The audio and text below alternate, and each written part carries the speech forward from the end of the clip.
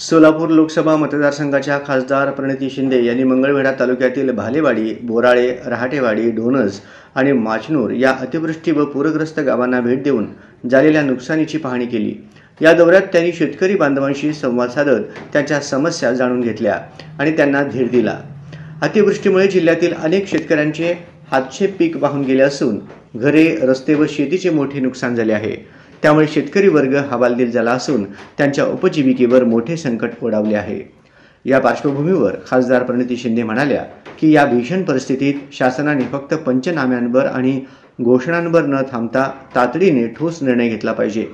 कोणत्याही अटी शर्तींशिवाय शेतकऱ्यांच्या खात्यात थेट मदत जमा झाली पाहिजे। आश्वासनांनी पोट भरत नाही, आता कृतीची वेळ आली आहे। शासनाने नुसत्या घोषणांवर न राहता सरसकट आणि भरीव आर्थिक भरपाई देऊन शेतकऱ्यांना आधार द्यावा, अन्यथा या संकटात शेतकरी कोलमडून जातील। खासदार प्रणिती शिंदे यांनी प्रशासनालाही सूचना दिल्या आहेत की नुकसानग्रस्त भागातील राहिलेले पंचनामे तातडीने पूर्ण करून अहवाल शासनाकडे सादर करावेत, जेणेकरून मदत वाटपाची प्रक्रिया विलंब न होता तात्काळ सुरू होईल। शेवटी खासदार प्रणिती शिंदे म्हणाल्या की शेतकरी मायबाप आहे आणि त्यांच्यासोबत काँग्रेस पक्ष खंबीरपणे उभा आहे। प्रत्येक शेतकऱ्यांपर्यंत न्याय आणि मदत पोहोचवण्यासाठी मी स्वतः प्रयत्नशील राहीन।